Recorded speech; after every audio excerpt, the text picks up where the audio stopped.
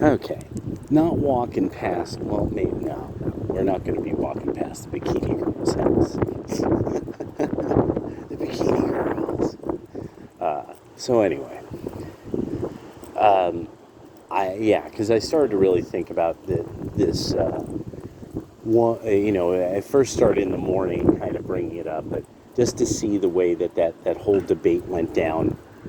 Um, and really, by the end of it, one of the key things that really hit me was this idea of like, okay, no, your buddies definitely tried to intimidate this guy's wife.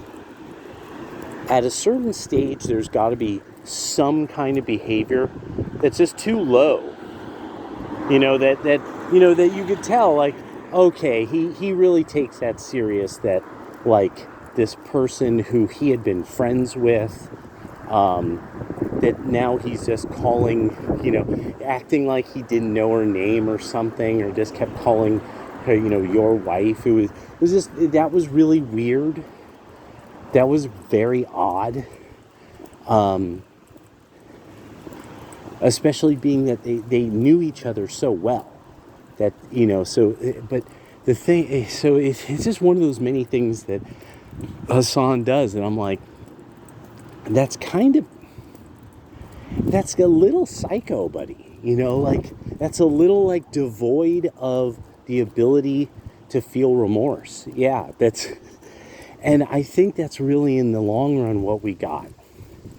And I really was sitting back and I'm like, no, Hasan Abi proved he is the physical manifestation of the political left. He is the avatar of the political left. I'm just thinking about Oliver and like some mystical text that, to quote, or something, for when Pan Ku separated the feng and the shui, then he created the bag for the douche, and then from that arose Hasan Abi, and or from there arose the leftist, the prototypical leftist, So I was so. He really did kind of show, like, no matter how you got the guy dead to rights on something that really is morally reprehensible, he can't he can't take any. There's just no remorse there. Um, into the idea of proxy violence, espouses. And this is one of the things. Marx literally says, Karl Marx literally talks about, they will forgive us for the terror we will put our opponents through. So just, Hasan is nailed being the epitome, the living form of a remorseless leftist piece of shit who doesn't care what happens. His ideas will happen. Fuck you. It doesn't matter if somebody jacks your car. It doesn't matter if somebody burgles you. He showed that he didn't care that somebody sent a mother threatening things in the mail. He didn't bat an eye. There was no emotion across his face. So get that about him. That's what leftists are, bro. And then the effeminate way he kept talking.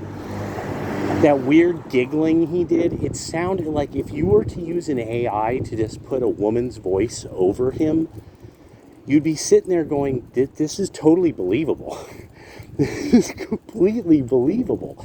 He's a bimbo. He's actually a real kind of soulless bimbo of some sort, and he really showed it. Ethan nailed him. Ethan fucking nailed him. He showed, no, typical of leftists, this is how they are. And now Ethan's really got this problem of, do you understand that this is actually normal on your side of politics? These are the Marxists. These are the anarcho-syndicalists. These are the fucking Leninists and Stalinists and Maoists. There's a whole bunch of all the shitheads that like the Marxist, Leninist, Salafist fucking Palestinian movement. You know, a haram movement of ethno-national socialism and then pan-Arabism, and that they go after all the minorities in their countries with violence once they get any power. And he would say, oh, well, but Israel, and it's like, the thing is, they didn't. Anybody who has any even remotely clear ability to check a lot of this shit out, it's like, well, but the problem is that they didn't eliminate a lot of these people. The Orthodox can still go to the Church of the Holy Sepulchre. You know, like, a lot of people got to start getting this idea of, like, no, you want to be the heroes, and you're not. And I just really liked it. I really liked how it was like, you know, and then there was even the moments where it's like, you could just say, yeah, I gotta admit, I feel bad about that. No. It always came back to Hasan was just waiting for any moment that he could then go into one of his struggle session screeds, one of his polemics about the Israelis and the Israeli government.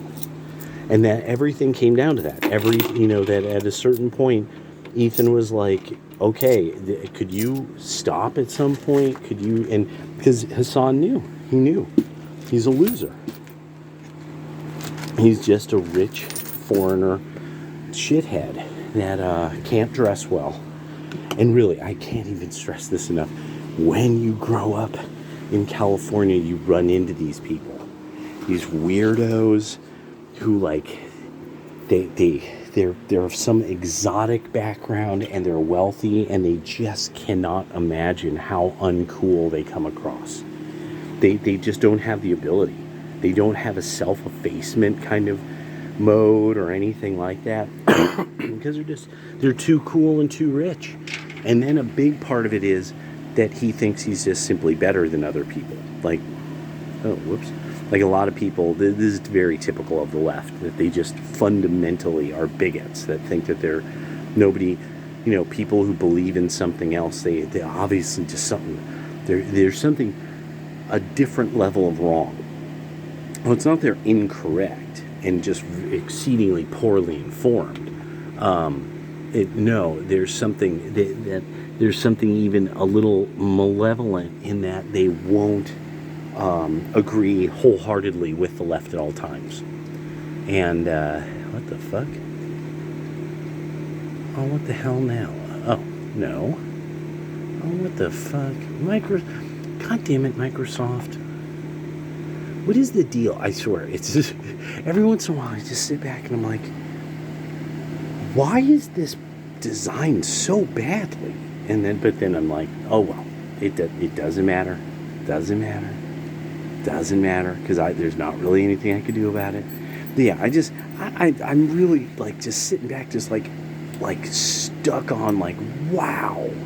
And I'm loving that people are clipping it. You know, that they're clipping it like crazy and are just like, dude, can you believe? And then he said this, and then he said that, oh my God, Nuxnor is going to be in the seventh heaven. All right, talk to you guys later.